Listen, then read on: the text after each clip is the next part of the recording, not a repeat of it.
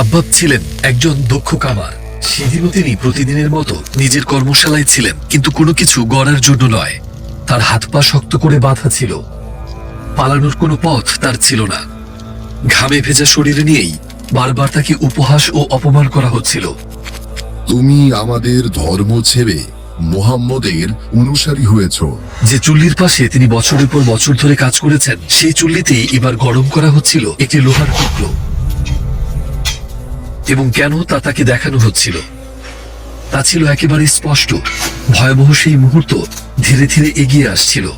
এরপর আগুন থেকে টেনে বের করা হলো দগদগে লাল গরম লোহার টুকরোটি, আর তা ধীরে ধীরে আনা হলো খাব্বাবের দিকে। ওই জ্বলন্ত লোহাটা তারা তার শরীরে চেপে ধরতে চায় নির্যাতনের জন্য। শেষবারের মতো তাকে একটা সুযোগ দেওয়া হচ্ছে। শুধু একটাই কথা বলতে হবে তাকে, কেবল একটাই কথা, যা তাকে আসন্ন এই অত্যাচার থেকে বাঁচাতে পারে: আল্লাহর রাসূলকে মিথ্যাবাদী বলা। নাউজুবিল্লাহ।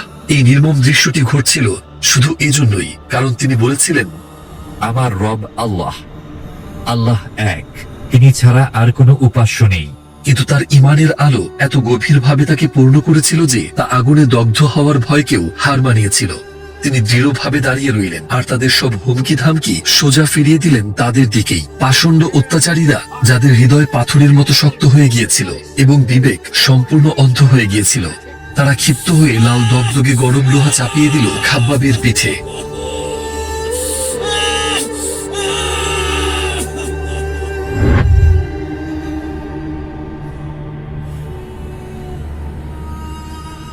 এই ভিডিও সিরিজটি বিশ্বস্ত সূত্রের ইসলামিক শত শত রেফারেন্সের উপর ভিত্তি করে তৈরি। সব এআই ভিজুয়াল প্রস্তুত করা হয়েছে যোগ্য মুসলিম আলেমদের পরামর্শে, এবং তা ইসলামী নীতিমালার সাথে সামঞ্জস্যপূর্ণ। দৃশ্যটি ছিল সত্যিই ভয়ঙ্কর। এমন এক অসহনীয় নির্যাতন যা কল্পনাও করতে চায় না কোনো মানুষ। সেই বুকফাটা হৃদয় বিদারক আর্তনাদ আকাশে বাতাসে প্রকম্পিত হতে লাগলো। কিছুক্ষণ পর ব্যথার তীব্রতায় খাব্বাব অজ্ঞান হয়ে পড়েন। একদিকে দাঁড়িয়েছিলেন দৃঢ় ইমানদার ও সাহসী এক মানুষ, আর অন্যদিকে ছিল এক নির্মম মূর্তি পূজক যে কিনা কুফরির জলাভূমিতে ডুবেছিল। তাদের উদ্দেশ্য খাব্বাবকে হত্যা করা নয়, তাকে কেবল তার ধর্মত্যাগে বাধ্য করা।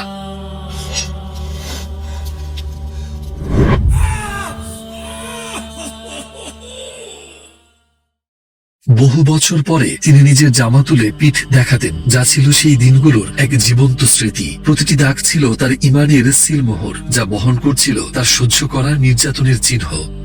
খাব্বাব তার সেই অভিজ্ঞতা বর্ণনা করতেন এভাবে: একদিন মূর্তি পূজকেরা আমাকে ধরে বেঁধে ফেলল। নিয়ে চলো ওকে। তারা চুলায় আগুন জ্বালালো আর আমাকে তাতে চিৎ করে শুইয়ে দিল। এরপর তাদের একজন আমার বুকের উপর পা রাখলো, আর আগুন নিভে না যাওয়া পর্যন্ত আমাকে ছাড়লো না। ভাবা যায়, একবার কল্পনা করে দেখুন তো, সেই স্মৃতিগুলো মনে পড়লে তার মনের অবস্থা কেমন হতে পারে। কুরাইশদের কাছে তখন নতুন এই ধর্মটি একদমই গ্রহণযোগ্য ছিল না, কারণ এই ধর্ম অনুযায়ী যে খাব্বাব তখন একজন দাস ছিলেন, তিনি এখন তার সেই প্রভুর চেয়েও শ্রেষ্ঠ যে তাকে নির্যাতন করছিল, কারণ তিনি জীবনের প্রকৃত অর্থ খুঁজে পেয়েছিলেন। এই ধর্ম সমস্ত দৃষ্টিভঙ্গিকে বদলে দিচ্ছিল। এটা কিভাবে সম্ভব? কিভাবে কালো সাদা, ধনী গরিব, অভিজাত আর সাধারণ, দাস ও মুনিব সবাই সমান হতে পারে?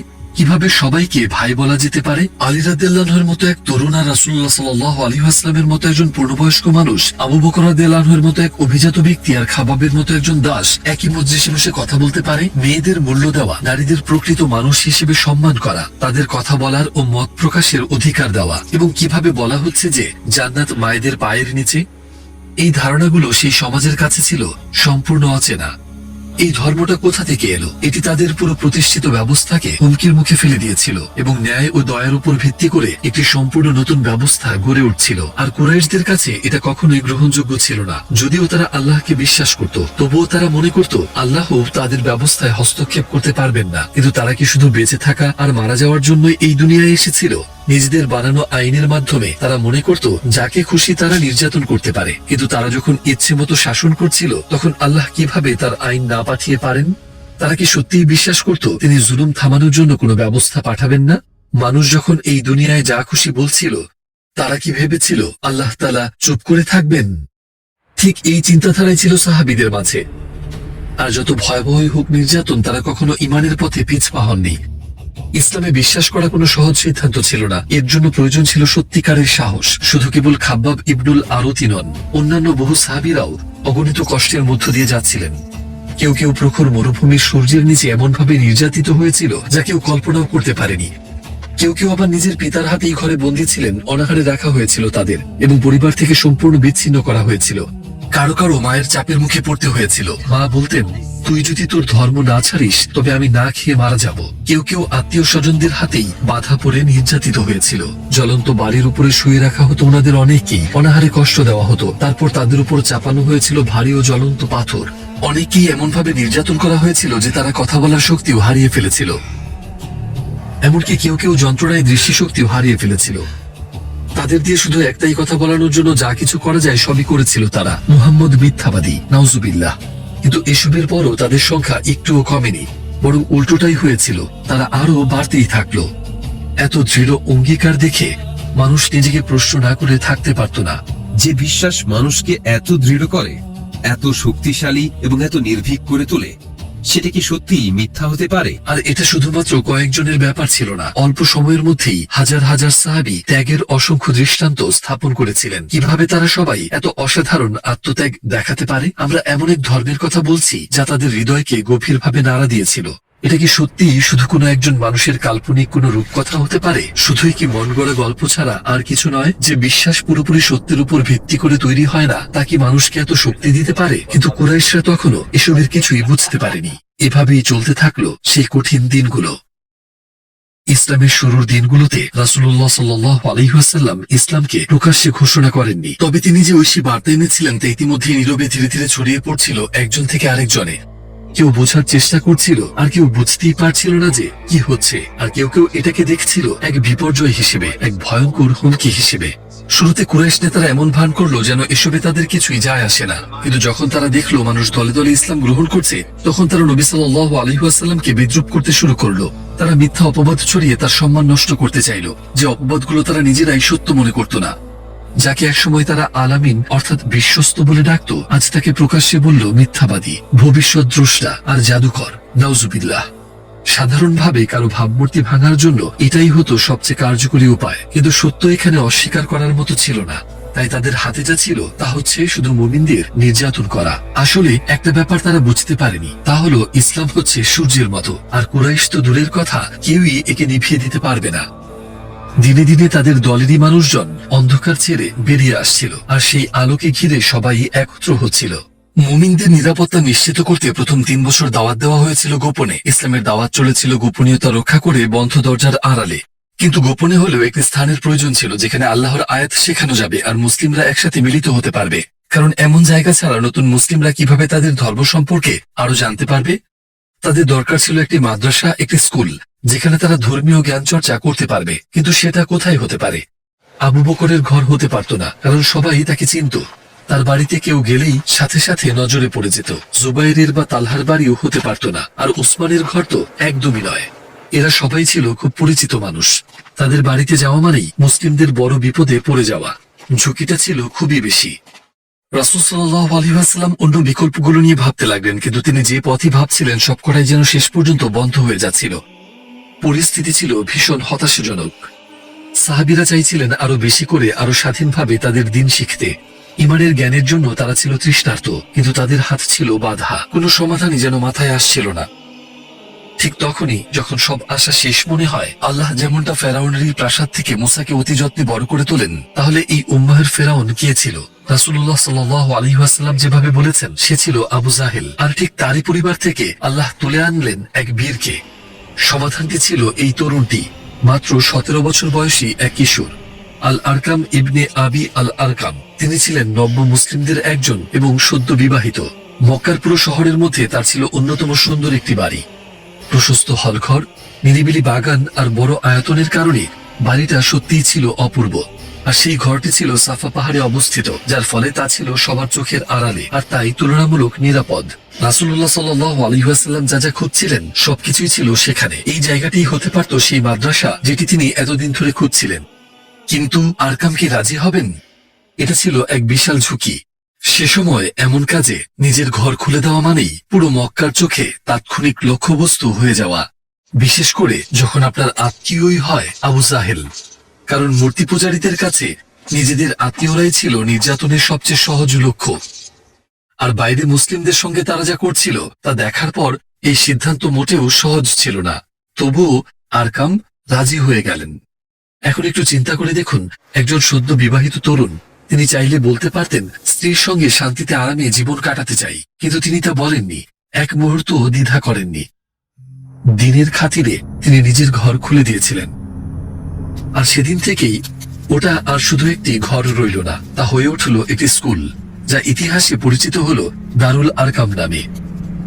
সেখানে শেখা হবে বহু সত্য আর নেওয়া হবে বহু গুরুত্বপূর্ণ সিদ্ধান্ত। যদি ইয়াসরিব একদিন মদিনা হয়, যদি ইসলাম পৌঁছে যায় বিশ্বের প্রতিটি কোণে, তবে তার ভিত্তি রচিত হবে ঠিক সেখানেই।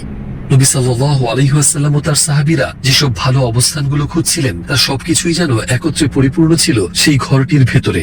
অন্যদিকে কেউ ভাবতেই পারেনি আবু জাহেলের নিজের পরিবার থেকে এমন কিছু ঘটতে পারে, বিশেষ করে মাত্র 17 বছরের এক ছেলের মাধ্যমে। আমরা যখন সাহাবীদের কথা ভাবি, সাধারণত বয়স্ক খুব পরিণত পুরুষদের কথাই কল্পনা করি। আসলে মূলত অনেক শীর্ষস্থানীয় সাহাবী ছিলেন এই তরুণ আরকামের মতোই। যেমন বলা যায়, ইসলাম গ্রহণের সময় আলী রাদিয়াল্লাহু আনহু এর বয়স ছিল মাত্র 10 বছর, আব্দুল্লাহ ইবনে উমর ছিলেন 13 বছরের, যায়েদ ইবনে হারিসা ছিলেন 15, আব্দুল্লাহ ইবনে মাসউদ এবং জুবাইর ইবনে আল আওয়াম ছিলেন 16, তালহা ইবনে উবাইদুল্লাহ, আব্দুর রহমান ইবনে আউফ, আরকাম ইবনে আবি আল আরকাম এবং সাদ ইবনে আবি ওয়াক্কাস ছিলেন 17, মুসআব ইবনে উমাইর ছিলেন 18 থেকে 20 এর মধ্যে, আর জাফর ইবনে আবি তালিব ছিলেন 22। তারা মোটেও বৃদ্ধ ছিলেন না। 3 বছর ধরে সাহাবীরা দারুল আরকামে একত্র হতে থাকলেন, কুরাইশদের নজরের বাইরে থেকেই। আর সেই সময়টাই তারা ইমানের সত্যগুলো দিয়ে হৃদয় ভরিয়ে তুলেছিলেন। কিন্তু ইসলামের দাওয়াত কি এভাবেই চিরদিন গোপনে চলতে থাকবে? অবশ্যই না।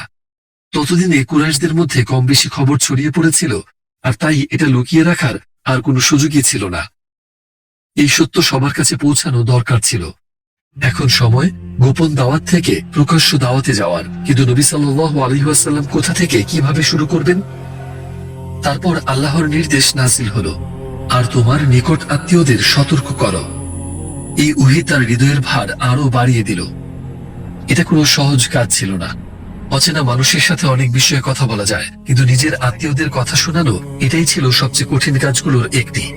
এই দায়িত্বের ভারে নবী সাল্লাল্লাহু আলাইহি ওয়াসাল্লাম এতটাই ভারাক্রান্ত হলেন যে কয়েকদিন তিনি ঘর থেকেই বের হননি। রাসূলুল্লাহ সাল্লাল্লাহু আলাইহি ওয়াসাল্লাম একটা পরিকল্পনা করলেন। একদিন আত্মীয়দের সবাইকে রাতের খাবারের দাওয়াত দিলেন, যেন সবাই একসাথে হয়। খাবার প্রস্তুত হলো। অতঃপর আব্দুল মুত্তালিবের পুত্ররা সবাই এলেন দাওয়াত পেয়ে খাবারের আয়োজনে। আবু লাহাব সহ প্রায় 40 জন মানুষ আসলেন উক্ত আয়োজনে। তারপর তারা সবাই মিলে খাবার খেতে বসলেন। রাসূলুল্লাহ সাল্লাল্লাহু আলাইহি ওয়াসাল্লাম মাংস কাটতে লাগলেন আর বললেন, চলুন খাবার শুরু করা যাক, বিসমিল্লাহ। কিন্তু তিনি নিজে খাবারে হাত দিলেন না। তিনি অপেক্ষা করছিলেন কখন কথা বলার জন্য সঠিক সময় আসবে, আর ভাবছিলেন কি দিয়ে তিনি কথা শুরু করবেন। সবাই পেট ভরে খাওয়ার পর তারা যা দেখলো তাতে বিস্মিত হয়ে গেল।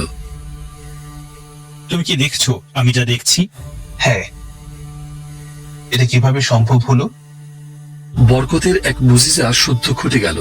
পেট ভরে গেলেও খাবারটা ঠিক আগের মতোই থেকে গেছে, যেন কেউ এখান থেকে একটুও খায়নি।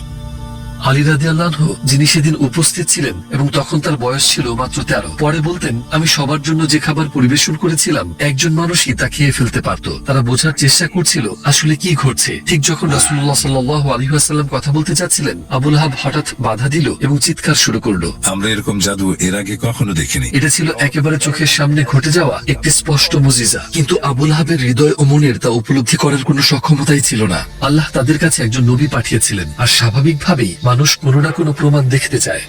প্রত্যেক নবীর মতোই তাকেও মুজিজা দেওয়া হয়েছিল। যেমন আল্লাহ যদি এমন কোনো প্রাকৃতিক নিয়ম ভেঙে দেন যা আগে কখনো ঘটেনি শুধুমাত্র সেই মানুষটার জন্য, তাহলেই সেটাই তো হচ্ছে স্পষ্ট প্রমাণ যে তিনি নির্বাচিত এবং সত্যিই আল্লাহর পক্ষ থেকে প্রেরিত। এ কারণেই মুজিজা ছিল প্রয়োজনীয়। আর নবুয়তের পুরো জীবন জুড়ে আরো অনেক মুজিজা দেখা গিয়েছে, কিন্তু তবুও আবু লাহাব এই মুজিজাকে জাদু বলেই আখ্যা দিল। তার কথাগুলো ক্রমেই আরো কঠোর হয়ে উঠছিল। নিজের পরিবারে তুমি যে পরিমাণ অশুভতা আর ক্ষতি ডেকে এনেছো, তোমার মতো এমন কাউকে আমি এর আগে কখনো দেখিনি। সে একের পর এক কটূক্তি ছুটতে থাকলো সুন্দর মুহূর্তটা নষ্ট করার জন্য। যা মুখে আসলো তাই বলতে লাগলো। ফলস্বরূপ রাসূলুল্লাহ সাল্লাল্লাহু আলাইহি ওয়াসাল্লাম একটি কথাও বলার সুযোগ পেলেন না, আর তার আত্মীয়রা সবাই একে একে ঘর ছেড়ে চলে গেল। একবার কল্পনা করে দেখুন তো, এক আল্লাহর আদেশের কারণে তিনি কয়েকদিন ঘর থেকেই বের হতে পারেননি। নানান অনুভূতিতে ভর করে তিনি সব প্রস্তুতি নিয়েছিলেন। কি বলবেন প্রতিটি শব্দ তিনি গভীরভাবে ভেবে দেখেছিলেন, কিন্তু একটি মুহূর্তেই সবকিছু ভেস্তে গেল। আবুল আহাবের কথায় সব এলোমেলো হয়ে গেল। এভাবেই এই দীর্ঘ ও ক্লান্তিকর দিনটি এক হতাশাজনক সমাপ্তিতে পৌঁছালো। আবুল আহাব ছিলেন নবীর একজন চাচা, কিন্তু সামনের বছরগুলোতে তিনি ইসলামের সবচেয়ে ঘৃণিত শত্রুদের একজন হয়ে উঠবেন। চরম ক্লান্তির মাঝেও আল্লাহর রাসূল সাল্লাল্লাহু আলাইহি ওয়াসাল্লাম সবসময় একই দৃঢ়তা নিয়ে নিজেকে আবার দাঁড় করাতে পারতেন। হতাশাকে তিনি কখনোই হৃদয়ে জায়গা দেননি। প্রতিবারই তিনি নিজেকে সামলে নিতেন এবং আগের চেয়েও আরো শক্ত হয়ে নিজের পথে এগিয়ে যেতেন। পরদিনই তিনি আবারও তার আত্মীয়দের দাওয়াত দিলেন। অতিথিরা আসতে শুরু করলেন। আবুল আহাবও এসে হাজির হলো, কিন্তু এবার রাসূলুল্লাহ সাল্লাল্লাহু আলাইহি ওয়াসাল্লাম ছিলেন আরো বেশি সতর্ক। তারা একসাথে বসে খাবার খেলেন। তারপর সেই মুহূর্তটা এলো।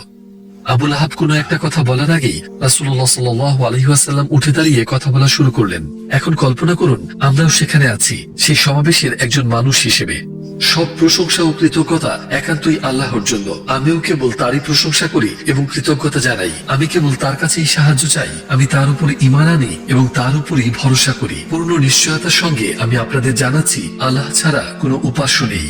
তিনি এক, তার কোনো শরীক নেই। এই কথা বলার পর তিনি তার উদ্দেশ্য এভাবে ব্যাখ্যা করলেন। নিশ্চয়ই যে ব্যক্তিকে চারণভূমি খুঁজতে পাঠানো হয় সে ফিরে এসে নিজের পরিবারকে মিথ্যা বলবে না। আল্লাহর কসম, আমি যদি সমগ্র মানব জাতির কাছেও মিথ্যা বলতাম তবুও আপনাদের কাছে কখনো মিথ্যা বলতাম না। আমি যদি সব মানুষকেও প্রতারণা করতাম তবুও আপনাদের সাথে কখনোই না। আমি আপনাদের আহ্বান করছি আল্লাহর প্রতি ঈমান আনতে, যিনি এক ও অদ্বিতীয় উপাস্য, আর আমি তার রাসূল, বিশেষ করে আপনাদের জন্য এবং সমগ্র মানব জাতির জন্য প্রেরিত। তিনি তার বার্তাটি সংক্ষেপে বললেন, তারপর আবার বললেন, আল্লাহর কসম, আপনারা যেমনটা ঘুমিয়ে পড়েন তেমনি আমরা মৃত্যুবরণ করব, আর যেমনটা তোমরা জেগে ওঠো তেমনি আমাদের আবার জীবিত করা হবে, আর আমাদেরকে হিসাব দিতে হবে। আমরা যা কিছু করছি তার সবকিছুর জন্য। যারা ভালো কাজ করবে তারা ভালো পুরস্কার পাবে, আর যারা মন্দ কাজ করে তাদেরকে সে অনুযায়ী শাস্তি দেওয়া হবে। তিনি যে কথাগুলো বলছিলেন সবই ছিল হৃদয় থেকে উঠে আসা। তিনি জান্নাত ও জাহান্নামের কথা বললেন। এভাবেই তার বক্তব্য চালিয়ে গেলেন। শেষ পর্যন্ত তিনি তার আত্মীয়দের ইসলাম গ্রহণের দাওয়াত দিলেন। তিনি বললেন, আমি আপনাদেরকে দুটি কথার দিকে আহ্বান করছি, যা জিহ্বায় হালকা কিন্তু অনেক গুরুগম্ভীর সেই বাক্য, আশহাদু আল্লা ইলাহা ইল্লাল্লাহ ওয়া আশহাদু আন্না মুহাম্মাদান রাসূলুল্লাহ। আমি সাক্ষ্য দিচ্ছি আল্লাহ ছাড়া কোনো উপাস্য নেই, এবং আমি সাক্ষ্য দিচ্ছি মুহাম্মদ সাল্লাল্লাহু আলাইহি ওয়াসাল্লাম তার রাসূল। তারপর তিনি জিজ্ঞেস করলেন, তবে আপনাদের মধ্যে কে আমার ডাকে সাড়া দেবেন এবং আমার সমর্থক ও সহকারী হবেন? কিন্তু চারদিকে নেমে এলো নীরবতা। কেউ মাথা তুলল না। একটি কণ্ঠ শোনা গেল না। তখন মাত্র 13 বছর বয়স হওয়া সত্ত্বেও একটি সাহসী কণ্ঠ নীরবতা ভেঙে দিল, এবং তা ছিল আলী রাদিয়াল্লাহু আনহুর কণ্ঠস্বর। হে আল্লাহর রাসূল, আমি আপনাকে সাহায্য করব, যদিও আমি এখানকার সবার চেয়ে ছোট। তারপর নবী সাল্লাল্লাহু আলাইহি ওয়াসাল্লাম আবার জিজ্ঞেস করলেন, কিন্তু 40 জনের মধ্যে আর কেউ সাড়া দিল না। সবাই অপেক্ষা করছিল আর কেউ এগিয়ে আসে কিনা। তিনি তৃতীয়বার জিজ্ঞেস করলেন, আপনাদের মধ্যে কে আমার ডাকে সাড়া দেবেন এবং আমার সমর্থক ও সহকারী হবেন? তিনি আশা করছিলেন আরেকটি কণ্ঠ শুনবেন, কিন্তু প্রতিবারই শুধু আলী হাত তুলল। কিন্তু সেই এক হাত একাই যথেষ্ট ছিল। ওটাই ছিল সেই হাত যেটা রাসূল সাল্লাল্লাহু আলাইহি ওয়াসাল্লামের প্রয়োজন ছিল। প্রকৃতপক্ষে আপনি যদি নবী সাল্লাল্লাহু আলাইহি ওয়াসাল্লামের জীবন দেখেন, দেখবেন যখনই কোনো প্রয়োজন দেখা দিয়েছে প্রায় সবসময়ই আলী এগিয়ে এসেছিলেন। তবে কি পরিবারের আর কেউ সাড়া দেয়নি? সেই রাতে দীর্ঘ আলোচনা হয়েছিল, কিন্তু দুটি প্রধান মনোভাব সবচেয়ে বেশি চোখে পড়ল, আবু তালিবের এবং আবুল আহাবের। তারা দুজনেই তার চাচা ছিলেন, কিন্তু তাদের প্রতিক্রিয়া ছিল সম্পূর্ণ বিপরীত। আবুল আহাবের মনোভাব বদলালো না। সে বলল, হে আব্দুল মুত্তালিবের সন্তানরা, আমি শপথ করে বলছি এটা ভয়ঙ্কর এক অকল্যাণ। অন্যরা তার হাত ধরে থামানোর আগেই তোমরাই তার হাত ধরে তাকে থামাও। আজ যদি তোমরা তার কথা মানো তাহলে অপমান আর লাঞ্ছনা তোমাদের ভাগ্য হবে, আর যদি তাকে রক্ষা করতে চাও তবে তোমাদের হত্যা করা হবে। সে দাওয়াতটিকে ভণ্ডুল করার চেষ্টা করছিল, কিন্তু তার সামনে দাঁড়িয়েছিলেন আবু তালিব। তার কথায় তিনি প্রচন্ড রেগে গেলেন। তুমি কাপুরুষ। আল্লাহর শপথ, যতদিন আমরা বেঁচে আছি ততদিন আমরা তাকে সাহায্য করব। হে আমার ভাতিজা, যখনই তুমি মানুষকে দাওয়াত দিতে চাও আমাদের জানিও, আমরা সশস্ত্রভাবে তোমার সঙ্গে যাব। তবে আবু তালিবের এই সমর্থন ঈমানে পরিণত হয়নি।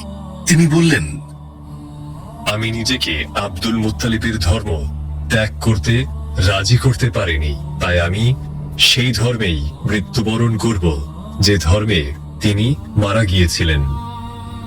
ফলে রাসূল সাল্লাল্লাহু আলাইহি ওয়াসাল্লাম যে ফলাফলের আশা করেছিলেন তা পেলেন না, আর অতিথিরা নীরবে চলে গেলেন। অন্য কোনো পথ খুঁজতেই হতো। তিনি হতাশাকে জিততে দিতে পারেন না।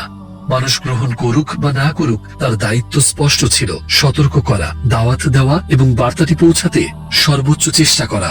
তার দরকার ছিল শুধু একটি উপায়, যাতে মক্কার মানুষদের এক জায়গায় জড়ো করে তাদেরকে কথাগুলো যেন শোনানো যায়। তিনি ভাবতে থাকলেন কিভাবে কি করা যায়। অবশেষে একটি উপায় খুঁজে পেলেন। একদিন মক্কায় শোনা গেল এক উচ্চ স্বরে ডাক, ইয়া সাবাহা, ইয়া সাবাহা। এই শব্দটা কি? শব্দটি আসছিল সাফা পাহাড় থেকে। মানুষ কৌতূহলী হয়ে ঘর থেকে বেরিয়ে পড়ল। অল্প সময়ের মধ্যেই বিশাল এক ভিড় জমে গেল। কুরাইশদের প্রতিটি গোত্রের মানুষ সেখানে উপস্থিত ছিল। কিন্তু কি এমন গুরুত্বপূর্ণ বিষয় যা এত মানুষকে একত্র করলো? এই ডাকের অর্থই বা কি? এটি ছিল এক ধরনের জরুরি সতর্ক সংকেত। মক্কার মানুষ এটি শুনলেই বুঝত কোনো গুরুতর ঘটনা ঘটেছে, জরুরি খবর এসেছে। সবাই জড়ো হলে তারা দেখলো ডাক দিচ্ছেন রাসূলুল্লাহ সাল্লাল্লাহু আলাইহি ওয়াসাল্লাম। আবু লাহাবও সেখানে উপস্থিত ছিল। সবাই অপেক্ষা করছিল নবী সাল্লাল্লাহু আলাইহি ওয়াসাল্লাম কি বলবেন। এরপর তিনি দিলেন তার সেই অবিস্মরণীয় ঐতিহাসিক ভাষণ। তিনি বললেন, আমি যদি আপনাদের বলি এই পাহাড়ের পেছনে কিংবা ওই উপত্যকায় শত্রু অশ্বারোহীরা লুকিয়ে আছে এবং সূর্যোদয় বা সূর্যাস্তে আক্রমণ করবে, আপনারা কি আমাকে বিশ্বাস করবেন? তারা সবাই বলল, হ্যাঁ, আমরা বিশ্বাস করব।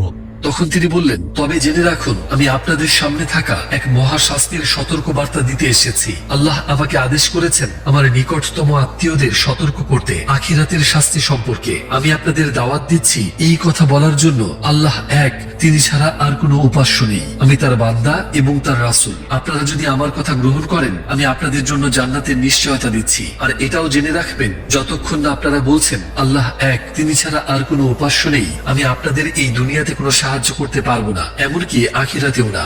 আবু লাহাব ক্রোধে উন্মাদ হয়ে উঠল। নিজ পরিবারের মধ্যেই সে এই দাওয়াত সহ্য করতে পারছিল না। আর এবার আল্লাহ রাসূল সাল্লাল্লাহু আলাইহি ওয়াসাল্লাম সমগ্র কুরাইশদের উদ্দেশ্যে কথা বলছিলেন। এরপর সে যা করল তা ছিল সীমা লঙ্ঘনের চূড়ান্ত পর্যায়ে। আরো একবার সে ইসলামের বার্তা থামানোর চেষ্টা করল। রাগে ঝুঁকে পড়ে কিছু একটা তুলে নিল এবং চিৎকার করতে করতে তা ছুঁড়ে মারল তার ভাতিজার দিকে। তোমার হাত ধ্বংস হোক, এই কারণেই কি তুমি আমাদের এখানে ডেকেছিলে? সে যাই ছুঁড়ে মেরেছিল তা আসলে আল্লাহর দ্বীনের দিকেই নিক্ষেপ করা হয়েছিল, একমাত্র ওহীর বিরুদ্ধেই। এই কথাগুলো বলা হয়েছিল পরম করুণাময়ের দিকে আহ্বানের জবাবে, চিরস্থায়ী জান্নাতের দাওয়াতের প্রতিক্রিয়ায়। আপনি কি কল্পনা করতে পারেন নবী সাল্লাল্লাহু আলাইহি ওয়াসাল্লামের জন্য এটা কতটা কষ্টকর ছিল? নিজের চাচা, যার কাছ থেকে তিনি সবচেয়ে বেশি সমর্থন আশা করেছিলেন, তিনিই তার সঙ্গে এমন আচরণ করছিলেন। সেই মুহূর্ত থেকেই আবু লাহাব ও তার স্ত্রী দুজনেই তাদের জীবন ব্যয় করল নবী সাল্লাল্লাহু আলাইহি ওয়াসাল্লামকে কষ্ট দেওয়ার নিমিত্তেই। এই কাজের মাধ্যমে সে নিজের পরিণতি নিজেই নির্ধারণ করে ফেলেছিল। এরপর নাজিল হয় সূরা আল মাসাদ, যেখানে তার ভয়াবহ পরিণতির ঘোষণা দেওয়া হয়। এই সূরায় আল্লাহ বলেন, আবু লাহাবের হাত ধ্বংস হোক, আর সে নিজেও ধ্বংস হোক। তার সমস্ত সম্পদ আর তার সব উপার্জন কোনো উপকারই আসেনি। সে দগ্ধ হবে জ্বলন্ত আগুনে, আর তার স্ত্রী সেই আগুনের বাহক হবে। তার গলায় থাকবে খেজুরের আঁশের দড়ি। এই আয়াতগুলো স্পষ্ট করে দিল সে নিশ্চিতভাবেই জাহান্নামে যাবে, অর্থাৎ সে কখনো ঈমান আনবে না। মূলত বাহ্যিকভাবে দেখলে এটা যেন এক বিশাল ঝুঁকি হয়ে যেত। যদি আবু লাহাব ঈমান এনে ফেলত, তবে তাহলে এই আয়াতগুলো মিথ্যা প্রমাণিত হয়ে যেত। এমনকি সে যদি শুধু ভান করেও ঈমান আনত, ফলাফল একই হতো। সে সত্যি ইসলাম গ্রহণ করুক বা শুধু ভুল প্রমাণ করতেই চাইতো, তাকে শুধু বললেই হতো আমি ঈমান এনেছি। তো শেষ পর্যন্ত কি হলো? এই সূরা নাজিল হওয়ার পর সে আরো 7 বছর জীবিত ছিল, কিন্তু তার ঘৃণা একটুও কমেনি। সে কাফের অবস্থাতেই মারা যায়। আবু লাহাব ইসলামকে ঘৃণা করত এবং এই দিনের ক্ষতি করতে যা কিছু সম্ভব ছিল করত। তাহলে এমন সোনালী সুযোগ তাকে কেন থামিয়ে দিল? এর চেয়েও বড় কথা, যদি রাসূলুল্লাহ সাল্লাল্লাহু আলাইহি ওয়াসাল্লামের বার্তা মিথ্যে হতো, তাহলে তিনি এমন ভয়ঙ্কর ঝুঁকি কিভাবে নিতে পারতেন? উত্তরটি খুবই সহজ, আল্লাহ এভাবেই চেয়েছিলেন। তিনি অতীত, ভবিষ্যৎ এবং মধ্যবর্তী অবস্থানের সবকিছুই জানেন। তাই এক অলৌকিক নিদর্শন হিসেবে তিনি ঘটনা ঘটার বহু আগেই জানিয়ে দিয়েছিলেন আবু লাহাব নিজেই তার ভয়াবহ পরিণতি ডেকে আনবে। আর রাসূল সাল্লাল্লাহু আলাইহি ওয়াসাল্লাম এক মুহূর্ত দ্বিধা না করে এই বার্তা পৌঁছে দিয়েছিলেন, কারণ তিনি সেই সত্তার উপর ভরসা করেছিলেন যিনি এটি নাজিল করেছিলেন। কিন্তু আবু লাহাব এটা বুঝতেই পারেনি। রাসূলুল্লাহ সাল্লাল্লাহু আলাইহি ওয়াসাল্লামের কথার কোনো জবাব কেউ দেয়নি। তারা এমন কিছু শুনেছিল যা তারা আগে কখনো শুনেনি, তবুও তারা নীরবে রইল। তারা শুধু ফিসফিস করে কথা বলল এবং সেখান থেকে চলে গেল।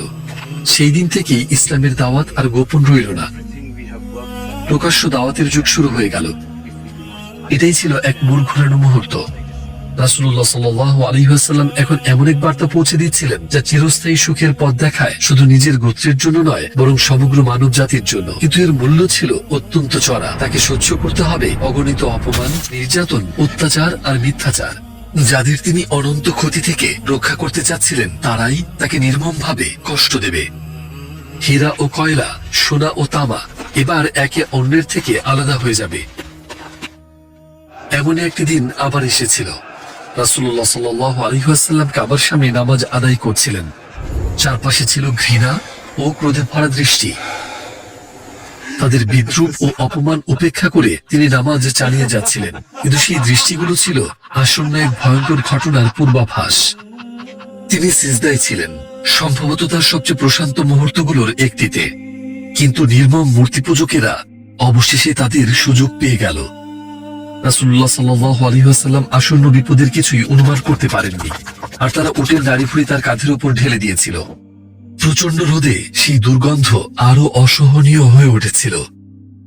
তিনি ঠিকমতো শ্বাস নিতে পারছিলেন না। আবু জাহেল অট্ট হাসিতে ফেটে পড়ল। এটা ছিল তারই পরিকল্পনা। যুক্তি দিয়ে হারাতে না পেরে এমন নোংরা পদ্ধতিতে সে সত্যকে অপমান করতে চেয়েছিল, যেই সত্যকে সে কোনোভাবেই পরাজিত করতে পারেনি। শ্বাস নিতে কষ্ট হচ্ছিল, তবুও তিনি নামাজ ভাঙেননি। যা আল্লাহর রাসূলকে নামাজ ভাঙতে দেয়নি, কি ছিল সেই শক্তি? চারপাশের মূর্তি পূজকেরা যখন হাসাহাসি ও বিদ্রুপ করছিল, কি তাকে নামাজে অটল রাখছিল? কয়েক বছর আগেও কি তিনি কুরাইশদের মধ্যে সবচেয়ে সম্মানিত ব্যক্তি ছিলেন না? তাহলে কি তাকে এত ঘৃণার মুখে পড়ার ঝুঁকি নিতে বাধ্য করেছিল? এত অপমানের পরও কোন শক্তি তাকে এত দৃঢ় রেখেছিল? কিছুক্ষণ পরে তার কন্যা ফাতিমা, যিনি তখন শিশু ছিলেন, তাকে সেই অবস্থায় দেখে আতঙ্কিত হয়ে গেলেন। সে চিৎকার করে কেঁদে উঠল, আবাতি আবাতি, আমার প্রিয় বাবা, আমার প্রিয় বাবা। এই দৃশ্য দেখে তার ছোট্ট হৃদয় ভীষণভাবে কেঁপে উঠেছিল। চোখ ভরা অশ্রু নিয়ে সে ছুটে গেল বাবার কাছে। সে তার কাঁধ থেকে নাড়িভুড়ি সরাতে প্রাণপণ চেষ্টা করলো আর তাকে পরিষ্কার করতে লাগলো। তারপর সে ক্ষোভে ফেটে পড়ে ওই নির্দয় লোকগুলোর দিকে চেঁচিয়ে উঠল এবং তাদেরকে কঠিন কথা শোনালো। মুহাম্মদ আমাদের নাম ধরে আমাদের উপর বদদোয়া করেছেন। আল্লাহ যদি তার দোয়া কবুল করে আমাদের ধ্বংস করে দেন। এটা তো এমনও নয় যে একটি শিশু তার বাবাকে একবারই এই অবস্থায় দেখেছে। রাসূলুল্লাহ স্বাভাবিক আরামদায়ক একটি জীবনও কাটাতে পারতেন। তাহলে কেন তিনি এইসব কষ্ট নিজের জন্য বেছে নিয়েছিলেন? হ্যাঁ, তিনি এমন কেউ নন যাকে আল্লাহ কখনো ব্যর্থ হতে দেবেন। সব প্রশ্নের উত্তর শেষ পর্যন্ত একটা জায়গায় গিয়ে দাঁড়ায়, তার উদ্দেশ্যের আন্তরিকতা এবং সত্যতা।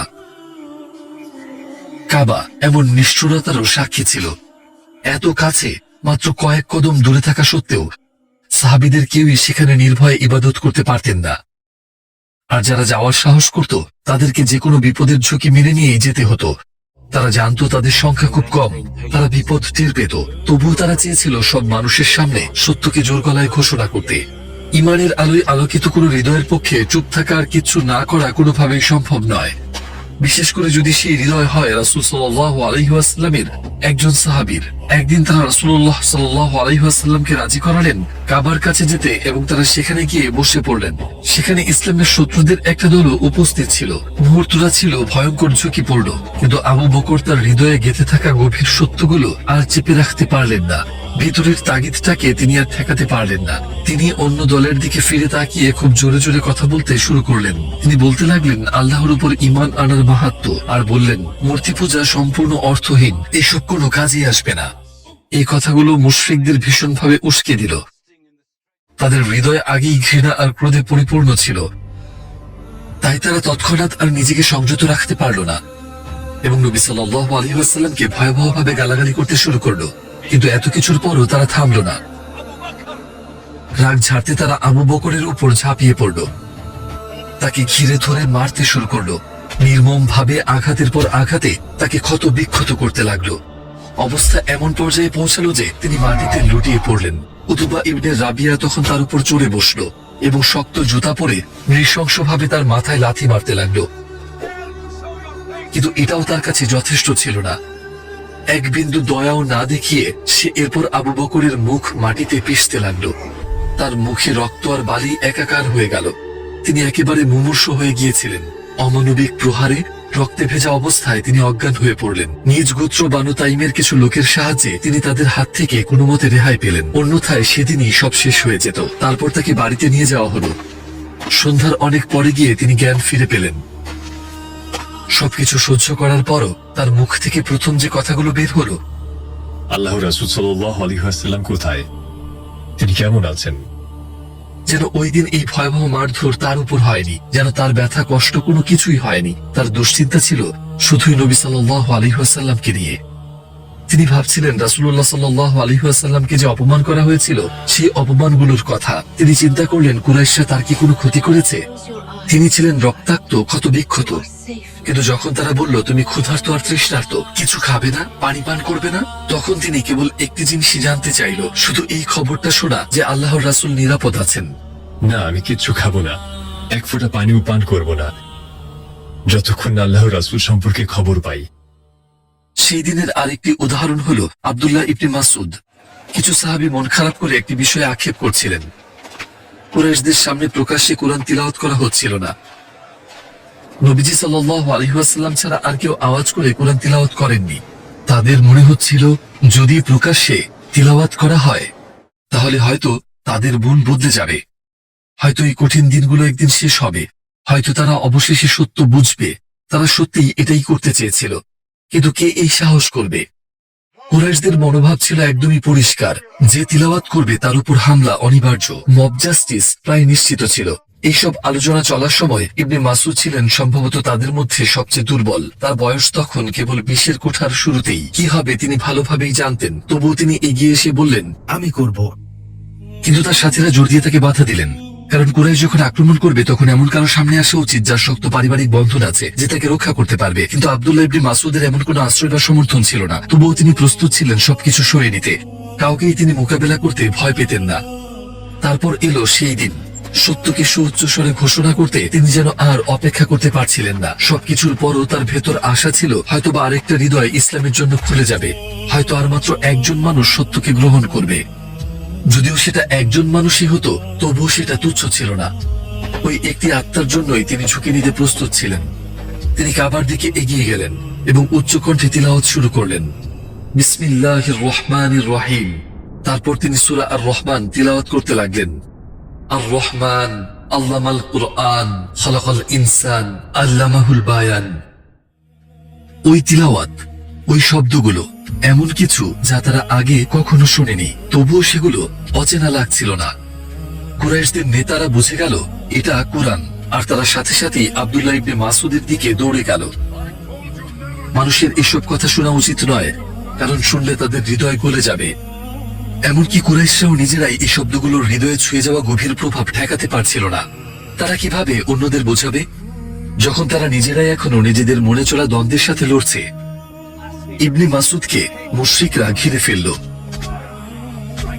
বারবার আঘাত খেয়েও তিনি থামেননি।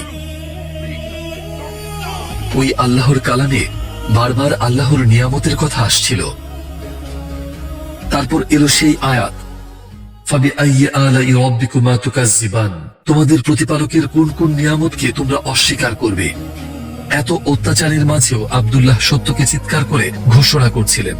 ওই মুহূর্ত, ওই দৃশ্য আর অনুভূতি সবকিছু একেবারে স্পষ্ট ছিল। কুরাইশ কতটা অসহায় তার একেবারে স্পষ্ট ছবি। তিনি বারবার তিলাওয়াত করতে থাকলেন, ফাবিআইয়ি আলাই রাব্বিকুমা তুকাজ্জিবান, যতক্ষণ না তার কথা বলার শক্তি অবশিষ্ট থাকলো। যখন সব শেষ হলো, যে বন্ধুরা দুঃখে আর চিন্তায় ভেঙে পড়েছিল তাদেরকে তিনি বললেন, এই মুহূর্তে আমার চোখে আল্লাহর শত্রুদের মধ্যে এদের চেয়ে দুর্বল আর এদের চেয়ে অপমানিত আর কেউ নেই। আপনারা চাইলে আমি আগামীকালও ফিরে গিয়ে আজকের মতোই তাদের সামনে কোরআন তেলাওয়াত করব, যতটা আজ করেছি ঠিক ততটাই। কুরাইশ যতই যা করুক, পরের দিন তারা মুসলমানদের আগের চেয়ে আরো দৃঢ় অবস্থায় দাঁড়িয়ে থাকতে দেখতে পেল। একজন মুমিনও তার ঈমান থেকে ফিরে যায়নি, আর রাসূলুল্লাহ সাল্লাল্লাহু আলাইহি ওয়াসাল্লাম কখনো তার মিশন থেকে সরে আসেননি। একাকী হোক বা দলবদ্ধ, কুরাইশরা বারবার নিজেদের জিজ্ঞেস করত, মুহাম্মদকে এই আহ্বান ছেড়ে দিতে বাধ্য করবে এমন কিছু আছে কি? কে এটা থামাতে পারবে? আমরা যা যা করলাম কিছুই কেন কাজ করছে না। এই প্রশ্নগুলো তাদের মাথায় ঘুরতে ঘুরতে একটা নাম সামনে এলো, একটা নাম যেটাতে সবাই একমত হলো। যদি কেউ নবীজি সাল্লাল্লাহু আলাইহি ওয়াসাল্লামের মত বদলাতে পারে তাহলে সেই পারবে। শৈশব থেকে 30 বছরেরও বেশি সময় ধরে যে মানুষটা তাকে বাবার মতো করে বড় করেছেন, তার চাচা আবু তালিব। আবু তালিব ছিলেন মক্কার সবচেয়ে সম্মানিত ব্যক্তিদের একজন। তিনি বয়স্ক ছিলেন এবং যদিও তার খুব বেশি সম্পদ ছিল না, তবুও মানুষ তাকে সম্মান করত এবং তার কথা শুনত। তিনি ইসলাম গ্রহণ করেননি, কিন্তু তার ভাতিজার সাথে বন্ধন ছিল গভীর। দশকের পর দশক ভালোবাসা, আনুগত্য আর পারস্পরিক সম্মানে গড়া এক সম্পর্ক। এটা প্রথমবার নয়, কুরাইশরা এর আগেও এই ব্যাপারে তার কাছে এসেছিল। গতবার আবু তালিব খুবই কোমল ভাষায় জবাব দিয়েছিলেন। তিনি তাদের শান্ত করেছিলেন এবং ভদ্রভাবে বিদায় করেছিলেন। কিন্তু এবার তারা অনেক বেশি কঠোর ছিল। তারা স্পষ্ট দাবি নিয়ে এলো, রাসূলকে তার দাওয়াত ছেড়ে দিতে বাধ্য করতে হবে। হ্যাঁ আবু তালিব, আপনি আমাদের বয়োজ্যেষ্ঠদের একজন, আমাদের অভিজাতদের একজন। আমরা আগেও আপনার কাছে এসেছিলাম আর আপনার ভাতিজাকে থামাতে বলেছিলাম, কিন্তু আপনি আমাদের কথা রাখেননি। সে আমাদের বোকা বলে আর আমাদের দেবতাদের অপমান করে। আপনি তাকে থামান, নইলে আমরা তার সাথে আপনাকেও যুদ্ধের মুখে ঠেলে দেব, যতক্ষণ না আমাদের আর কারোর কোনো ক্ষতি হয়ে যায়। এই হুমকিতে বৃদ্ধ আবু তালিব কেঁপে উঠলেন। এবার তারা ছিল অনেক বেশি কঠোর, অনেক বেশি দৃঢ়। তিনি সারা জীবন এই লোকগুলোর মাঝেই কাটিয়েছেন। তারা তাকে সম্মান করত আর বহু বছরের পরিশ্রমের বিনিময়ে তার এই অর্জন ছিল। তিনি তাদের প্রতি এক ধরনের গভীর আত্মীয়তার টান অনুভব করতেন। নিজের লোকদের দ্বারা পরিত্যক্ত হওয়ার চিন্তা তার জন্য যন্ত্রণাদায়ক ছিল। কিন্তু অন্য পাশে ছিল তার ভাতিজা, যাকে তিনি নিজের সন্তানের থেকেও বেশি ভালোবাসতেন।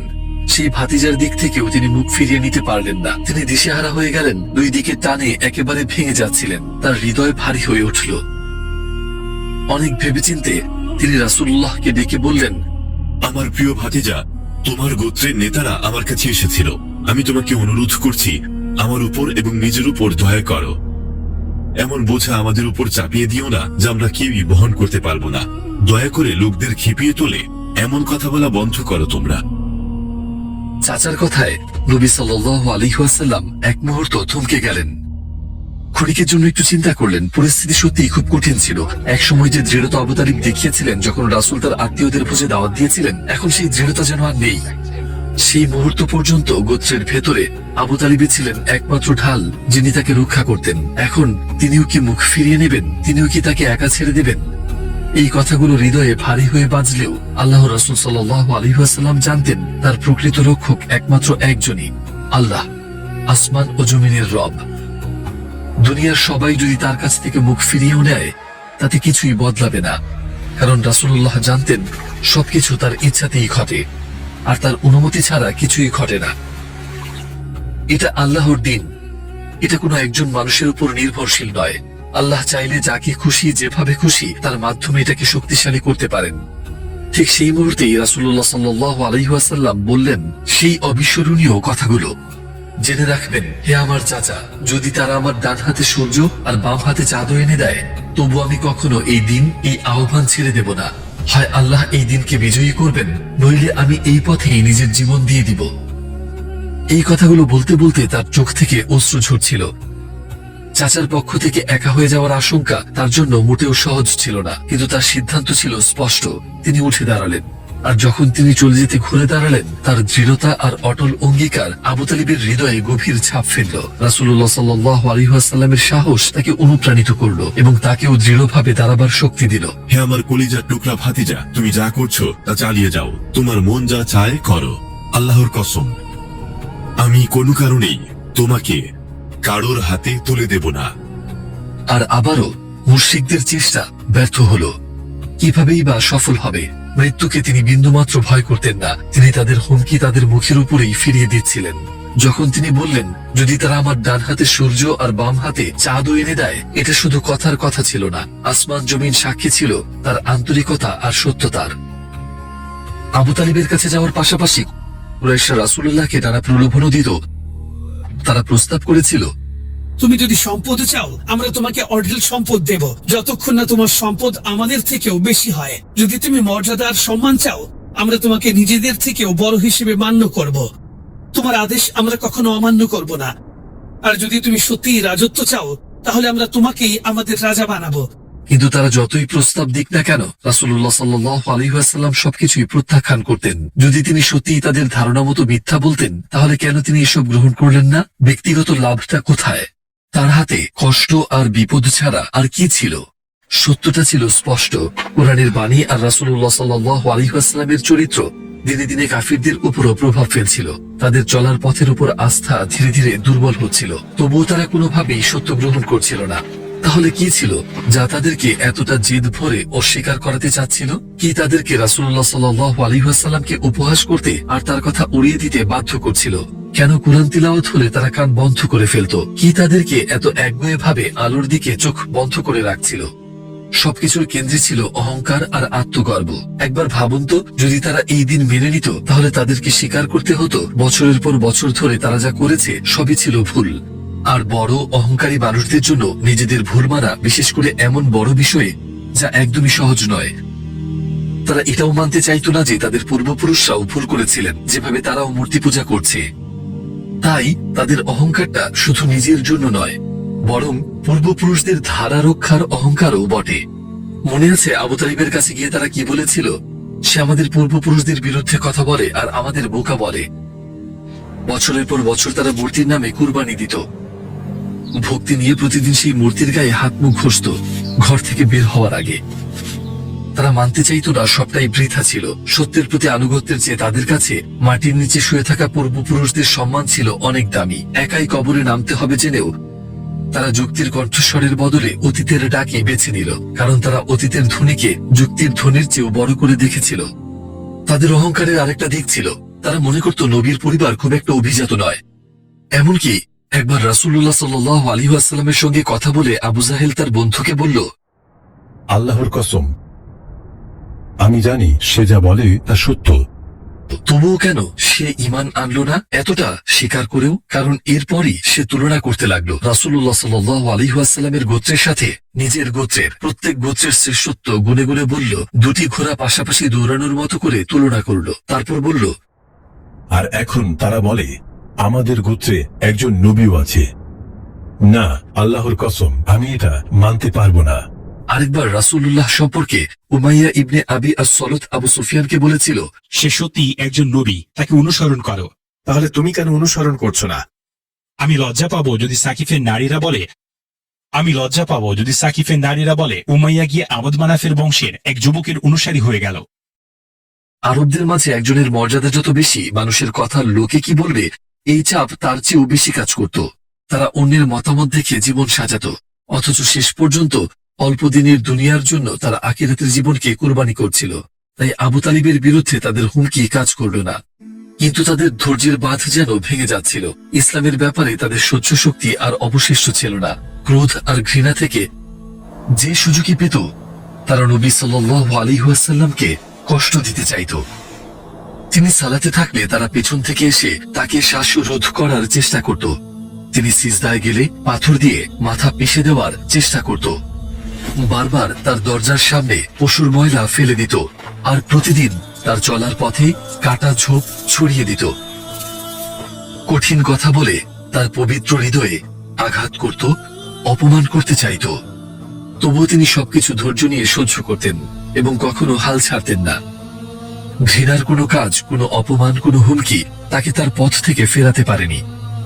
দিনরাত একই নিষ্ঠায় তিনি মানুষকে ইসলামের দিকে ডাকতে থাকতেন আর আশা করতেন আরো একটি আত্মা যেন বাঁচতে পারে।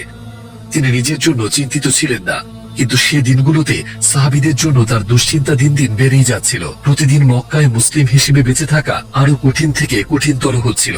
দিনের সবচেয়ে প্রচন্ড গরম সময়টুকুতে মক্কা জুড়ে প্রতিধ্বনিত হতো নির্যাতিত মুসলমানদের আর্তনাদ, যতক্ষণ না তাদের কণ্ঠে আর ক্ষীণ শব্দ বের হওয়ার শক্তি থাকত। এমনকি আরকামের ঘরও এখন আর মুমিনদের রক্ষা করার জন্য যথেষ্ট ছিল না। রাসূলুল্লাহকে মুসলিমদের জন্য এমন একটা পথ খুঁজতে হলো যাতে তারা আরো স্বাধীনভাবে দিন পালন করতে পারে। এটা ছিল নবুয়তের ৫ম বছর। একদিন রাসূলুল্লাহ সাল্লাল্লাহু আলাইহি ওয়াসাল্লাম সাহাবীদের একত্র করলেন। তাদেরকে বলার মতো তার একটা গুরুত্বপূর্ণ কথা ছিল। তিনি বললেন, এখন তোমরা দুনিয়ার জমিনে ছড়িয়ে পড়ো, আল্লাহ তোমাদের সবাইকে আবার একত্র করবেন। কিন্তু তারা যাবে কোথায়? হে আল্লাহর রাসূল, আমরা কোথায় যাব? রাসূলুল্লাহ সাল্লাল্লাহু আলাইহি ওয়াসাল্লাম হাত দিয়ে ইশারা করে বললেন, ওখানে। তিনি সাগরের ওপারের দিকে ইঙ্গিত করছিলেন, অর্থাৎ সেখানে যেতে হলে তাদেরকে সমুদ্র পথে সফর করতে হবে। কিন্তু কোথায় সেটা? দূরদেশে ইসলামের প্রতিধ্বনি ছড়িয়ে পড়া মাত্র অল্প কিছু মুমিনকে নিয়ে কষ্টের পর স্বস্তি আসা ইসলাম ইসলামের কাতারে কিছু গুরুত্বপূর্ণ নাম যুক্ত হওয়া, যে নামগুলো কুরাইশকে ভিতর থেকে কাঁপিয়ে দেবে। কাফিরদের উপর একের পর এক আঘাত নেমে আসা, আর নবী সাল্লাল্লাহু আলাইহি ওয়াসাল্লামের এক মহান দোয়া যা কবুল হবে। সবকিছুই আমাদের জন্য অপেক্ষা করছে পরের পর্বে। সাথেই থাকুন।